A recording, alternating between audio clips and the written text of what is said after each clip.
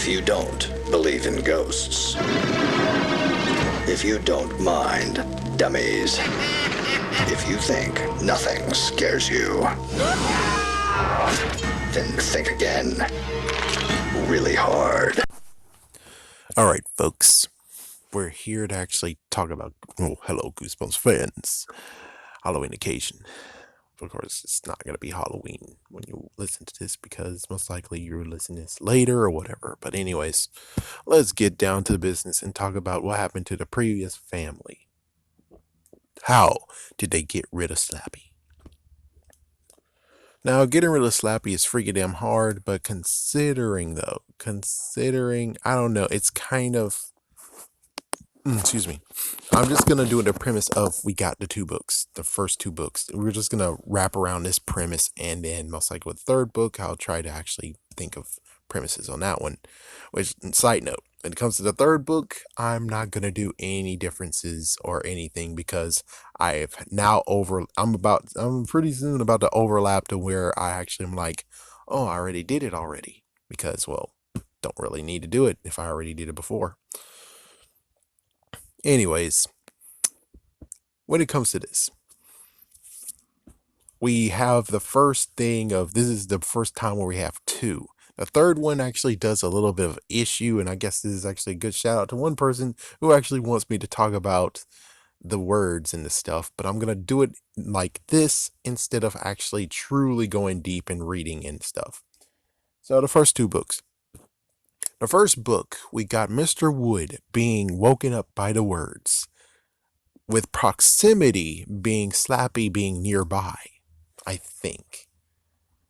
Yeah, am I right? Because it was Slappy was there, Mr. Wood was bought, then after that they read the words, and Slappy was nearby while the words were being read.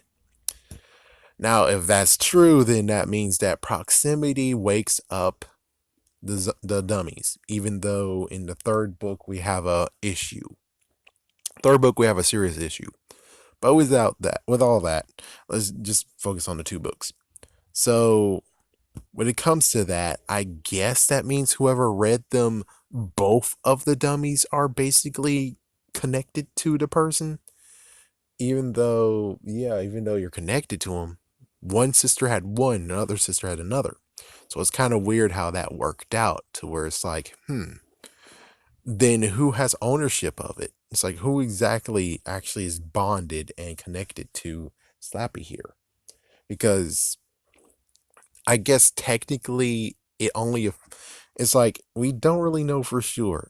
Does reading it basically mean both of them are connected to the reader, or reading it means that the person you're reading it to is connected, but the person who's in proximity of has no one who actually is truly connected to them?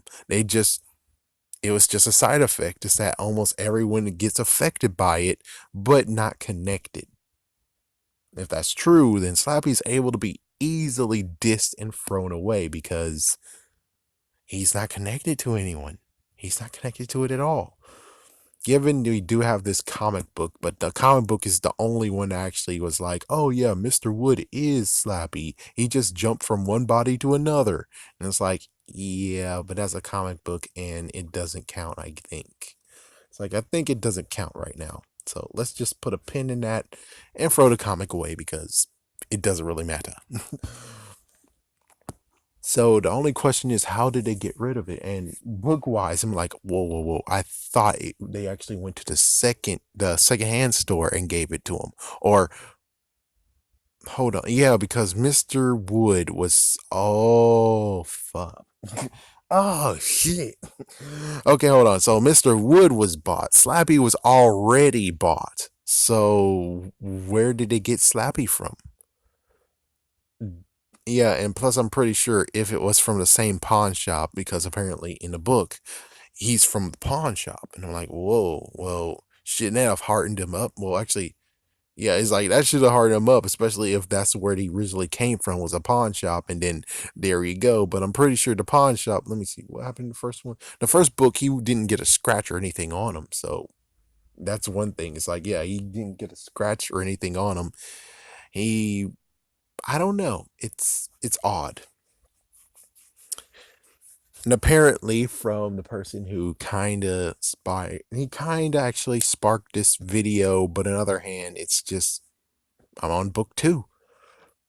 So the wake up and sleep phrases or mantras are different. I mean, I don't know where was that written in, because I don't know. It's hard. Yeah, I'm gonna have to have. Hopefully, he's gonna come up with more details, and then I can get into the deep dive of this. But for right now, let's just say that the mantra, the thing that you read, actually is the thing that put him to sleep. If that's true, then you could easily say that they found, because I'm pretty sure, along with the whole thing, since he got a side effect by it, that means he guys magically has the card in his lapel too. Just like with Dennis, he most likely has it in his pocket or something. And Dennis is completely fixed now. His head doesn't pop off. That's awesome. Yeah, so I'm pretty sure every single person who actually was touched by this spell, even Rocky in the third book, they all have the slip of paper in their pockets or lapels. I'm pretty sure we're just going to go with that as being a given. So that means that they're able to just straight up take it out of them because, well, come on, guys. They took out Mr. Wood. They freaking took him down with a steamroller. The weirdest part has to be the fact that Slappy was so freaking damn scared of Mr. Wood. Didn't see the video, but I'm pretty sure Slappy was so freaking damn scared, just like Dennis was so freaking damn scared until he stepped up and he saw something horrible. Like, for instance, Slappy was going to be on a rampage. So if he's on a rampage and he's going to make everyone slaves, then Dennis had no choice but to step up and say, oh, hell no. And he took him out with courage. While Slappy, on the other hand, waited for one person to get knocked the fuck out. And he's like, yes, now I'm the head here. I'm now calling all of you my slaves now because the other person's dead. And it's like, well, it would have been funny if the person's like, I'm not dead. Dun, dun, dun. I'm sorry. I'm sorry. I'm sorry. I'm sorry. I'll be your slave. I'll be your slave. It's like, yeah, I'm pretty sure Slappy would have folded very, very quickly. Yeah, because Mr. Wood quake makes him quake in his boots. Snappy makes him quake in his boots. So it's like, holy frick. So when it comes to the totem pole, Slappy's in third place because he's freaking scared, man. Well, technically, when it comes to Mr. Wood, he actually overcame his fear, though. With, of course, I know I'm jumping, but he eventually got over his fear of Mr. Wood when it comes to having him in a dream, which it wasn't really a dream. Well, it's a premonition more than a dream. So, with all that said, then that means that, shoot, he should have. It's like Slappy should be freaking damn scared too. Steamroller's still outside. They can still roll over your ass too, man. It's like he should have been like, "Oh, frick, gotta go." No, not you're my slave. He's gone, slave. It's like gotta go. He should have just been like, gotta go, because dude, Mr. Wood just got killed.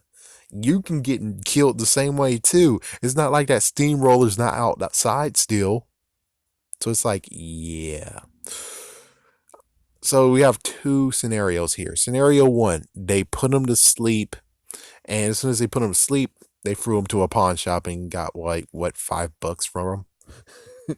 Number two, they threaten Slappy, and Slappy's like, oh, hell no. I'm not going to die by a steamroller. It's like, I'll do whatever you want. I'll do whatever you want. And Slappy, and they basically just said, okay, tell us how to put you to sleep. Okay, you do this. It's like, okay. And so basically, it just equals to the point of where they threatened him, and it's like, yeah, you want to go down with freaking Mr. Wood over there? The steamroller's still outside the freaking house.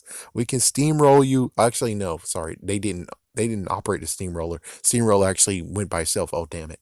Yeah, but it's not like, oh, the steamroller's too fast. It's too fast to catch up to. It's like, no, they could actually grab Slappy. They both grab Slappy and run for it. And as soon as they see the steamroller, they just throw him there too. And it's like, no, wait, no, ah. It's like, yeah. So it's like the steamroller, even though it's a little bit far away, they can easily run and grab Slappy and throw him under there too. It's like even Lily D can tell you, yeah. He's like, yeah, about that, Slappy. Yeah, about that. So I'm pretty sure that in the end, because Slappy just got his footing for the first time. This is his footing. This is not his first outing. It is just his footing of where it's like, okay, since I'm my own man now, I can do whatever I want because the other guy, oh good lord. So it's like, so yeah, Slappy's a freaking coward. Come on. We're just gonna go with that. Slappy's a freaking coward. He got threatened, or just the fact that they were able to overpower him because they already took out one. You're telling me that they're going to be scared and not take out the other one? No, freak. No, no, no.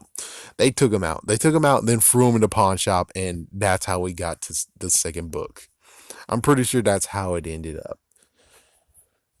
Of course, the one that I have that's still kind of lost, but I can get it someday. It's like someday if I can actually get a good freaking damn laptop, which I still got.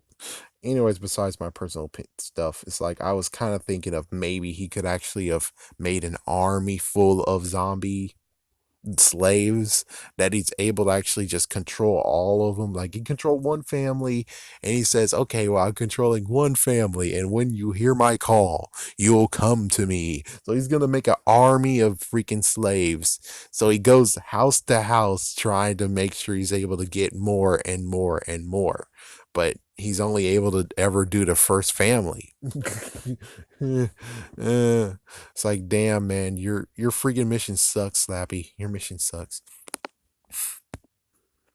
But that's it. I'm just gonna end it right there. If you think you know how exactly did Slappy go from book 1 to book 2, go ahead and put your theories down below too. Have a scary day. Have a scary night.